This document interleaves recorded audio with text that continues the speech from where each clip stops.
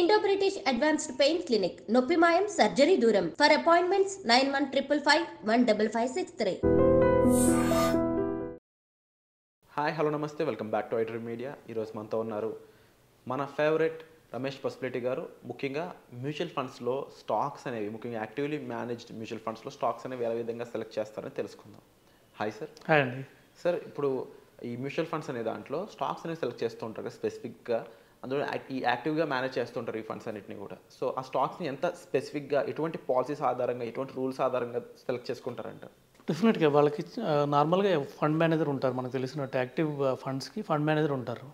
నార్మల్గా passive ఫండ్స్కి fund manager ఉండరు, active ఫండ్స్కి fund manager ఉంటారు. ఫండ్ మేనేజర్ ఎక్స్పెన్స్ ఫీ ఉంటుంది.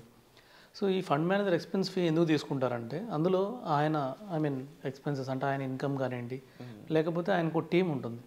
ఫండ్ మేనేజర్ కూడా ఓన్గా స్టాక్స్ ఇమీడియట్గా ఒక స్టాక్ చూసి పిక్ చేయడు, దానికి ఒక టీం ఉంటుంది. ఆ టీం ఎలా ఉంటుందంటే, అందులో ఒక రిజిస్టర్డ్ ఇన్వెస్ట్మెంట్ అడ్వైజర్స్ ఉంటారు. సో వీళ్ళందరూ రీసెర్చ్ అనలిస్ట్ అంటారు నార్మల్గా. ఈ రీసెర్చ్ అనలిస్టులు ఒక 10, 15, 20 అంటే ఆ ఫండ్ హౌస్ని బట్టి, ఫండ్ సైజుని బట్టి టీం మెంబర్స్ ఉంటారు. సో వాళ్ళకి కూడా సపోర్ట్ చేయడానికి కింద మళ్ళీ అసిస్టెంట్స్ ఉంటారు. సో వీళ్ళు కొన్ని స్టాక్స్, ఒక ఇండస్ట్రీ తీసుకుని, సపోజ్ ఇప్పుడు ఒక పవర్ ఇండస్ట్రీ బాగుందంటే ఆ ఇండస్ట్రీ తీసుకొని దాన్ని స్కేలింగ్ చేస్తారు. అందులో ఉన్న కంపెనీస్ ఏంటి, టాప్ టు బాటమ్ స్కేలింగ్ చేసి, సో వాటిలో ఆర్డర్స్ ఏమున్నాయి, సో ఇలా సెలెక్ట్ చేసి పైన ఉన్న వాళ్ళ రీసెర్చ్ అనలిస్ట్ ఎవరైతే ఉంటారో వాళ్ళకి ఇస్తారు. ఈ రీసెర్చ్ అనలిస్ట్ ఏం చేస్తారంటే వీటిలో ఇంకొద్దిగా స్కేలింగ్ చేస్తారు. సో వీటిలో ఏవి బాగున్నాయి అంటే ఆర్డర్స్ ఏవి ఎక్కువ ఉన్నాయి, తర్వాత వాటికి బ్యాలెన్స్ షీట్స్ ఏవి బాగున్నాయి, స్ట్రాంగ్ ఉన్నాయి, తర్వాత క్యాష్ ఫ్లోస్ ఏమున్నాయి, తర్వాత కంపెనీ యొక్క హిస్టరీ ఏంటి, ఎప్పటి నుంచి ఇస్తుంది, సిఏజిఆర్ ఎంత ఇస్తుంది, రిటర్న్ ఇస్తుంది, తర్వాత మల్టిపుల్స్, పిఈ మల్టిపుల్స్ అంటారు. అంటే ప్రైస్ టు ఎర్నింగ్ ఎన్ని మల్టిపుల్స్ ఉంది. సో సపోజ్ ఇండస్ట్రీ 50 మల్టిపుల్ ఉంటే ఇది 20 మల్టిపుల్ ఉందనుకోండి, ఇది అండర్ వాల్యూడ్ స్టాక్ అంటారు.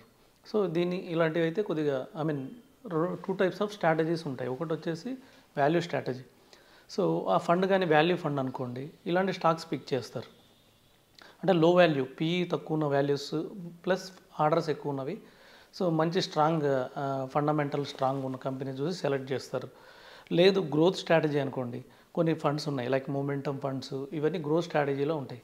ఈ గ్రోత్ స్ట్రాటజీలో ఉన్నప్పుడు ఏం చేస్తారంటే వీళ్ళు ఏదైతే ఫ్యూచర్లో గ్రో అవ్వాలనుకుంటున్నారు స్టాక్స్, సపోజ్ ఇక్కడ పిఈ మల్టిపుల్స్ చూడరు, జస్ట్ ప్రైస్ టు బుక్ చూస్తారు. అంటే వాళ్ళ బుక్ వాల్యూ ఎంత ఉంది, దానికన్నా ప్రైస్ ఎంత ఉంది, సో ఇది ఒకటి చూసేదాను. దాని తర్వాత దాని గ్రోత్ హిస్టరీ ఏంది.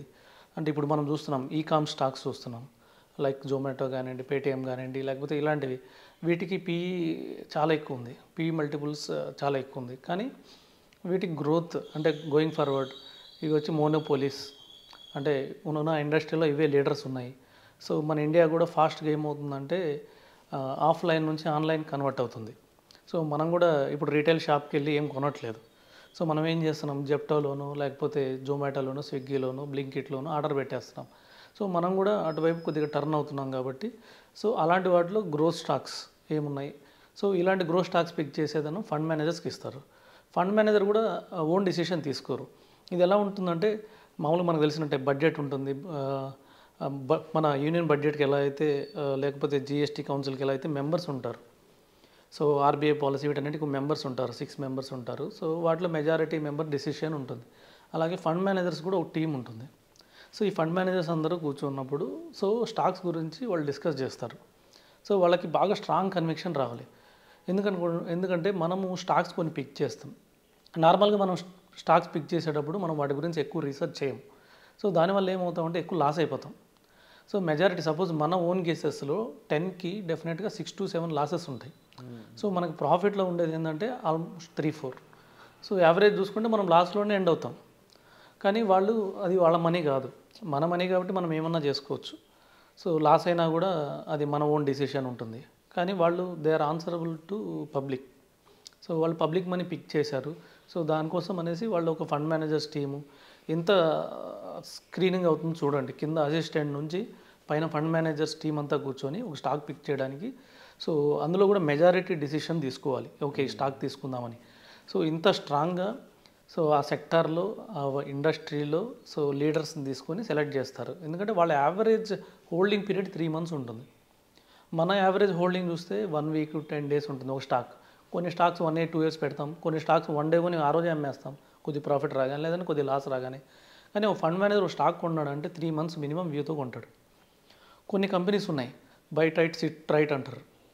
So by right SIT right అంటారు అంటే వీళ్ళు ఏం చేస్తారంటే 1 year view, 2 years view, 3 years వ్యూలో కూడా చూస్తారు.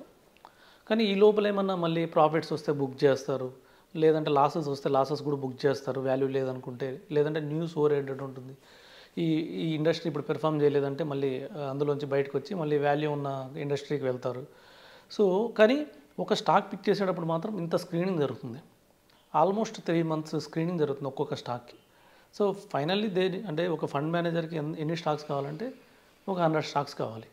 సో 100 స్టాక్స్ కూడా 3 months వాళ్ళు రీసెర్చ్ చేసి దాని మీద డిసిషన్ తీసుకున్న తర్వాత కూడా మళ్ళీ వాటిని రెగ్యులర్గా యాక్టివ్గా స్క్రీనింగ్ చేస్తుంటారు. అందుకని వాళ్ళు ఫండ్ మేనేజర్స్ అనేవాళ్ళు మనకి మంచి రిటర్న్.